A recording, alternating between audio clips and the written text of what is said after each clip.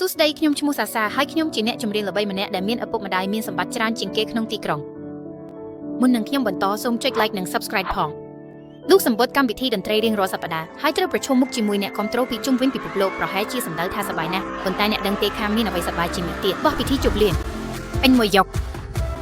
នៅពេលកណ្ដាលការប្រគំតន្ត្រីរបស់ខ្ញុំបានរត់គេចចេញជាមួយគូស្នេហ៍ឈ្មោះ Theo ដើម្បីទៅពិធីជប់លៀងធំបំផុតលើកោះប៉ុន្តែពេលគាត់បើករថយន្តឈប់នៅលើកន្លែងចុះ helicopter អារម្មណ៍រំភើបរបស់ខ្ញុំបានបំលែងទៅជាការភ័យខ្លាច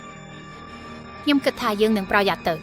អ្នកដឹងហើយថាខ្ញុំមានការភ័យខ្លាចកំពស់មែនទេវិធីការធ្វើដំណើរពី3នាទីប៉ុណ្ណោះអ្នកកំពុងធ្វើឲ្យវាខ្លាំងពេកហើយជប់បារម្ភទៅមែនទេអញ្ចឹងសូមរីករាយជាមួយពិធីជប់លៀងដែលគ្មានអ្នកស្រីស្ទាវនេះទៅស្នេហាមកមើលទៅខ្ញុំមិនមានដំណងនោះទេសុំទៅខ្ញុំមិនខ្វល់ពីគាត់ទេហើយដើរចេញទៅដោយកំហឹងខណៈពេលខ្ញុំដើរត្រឡប់ទៅក្រុងខ្ញុំបានសង្កេតឃើញមនុស្សម្នាក់ស្លៀកអាវមានកបាសកំពុងដើរតាមខ្ញុំយកស្បែកជើងកែងស្រួចរបស់ខ្ញុំហើយហៅគាត់ហាក់អូនអ្នកលាក់ខ្លួនធ្វើអ្វីអ្នកភ័យបារម្ភអីខ្ញុំមិនស៊ីអ្នកទេអ្វីដែលធ្វើឲ្យខ្ញុំភ្ញាក់ផ្អើលគាត់គ្រាន់តែបោះទស្សនាវដ្តីមួយមកខ្ញុំហើយរត់បាត់អីយ៉ាអ្វីទៅនេះខ្ញុំយកវាឡើងមើលហើយដឹងថាវាជាទស្សនាវដ្តីរបស់ខ្ញុំដែលមានសារគំរាមសម្រាប់គូពេញមុខខ្ញុំសំណាងអាក្រក់សម្រាប់គាត់ខ្ញុំមិនខ្លាចអ្វីទេសារគំរាមនោះនៅតែបន្តមកវិញទៀតក្នុងចុងសប្តាហ៍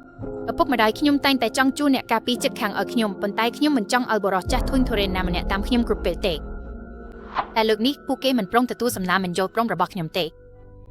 ពេលខ្ញុំបានឃើញអ្នកការពារចិត្តខាងរបស់ខ្ញុំចុងក្រោយខ្ញុំស្ទើរតែសន្លប់គាត់ជាបរិសុទ្ធដែលស្អាតល្អបំផុតដែលខ្ញុំធ្លាប់ជួបដែលខ្ញុំធ្លាប់ឃើញហើយគាត់មើលទៅចាស់ជាងខ្ញុំត្រឹមប៉ុន្មានឆ្នាំប៉ុណ្ណោះ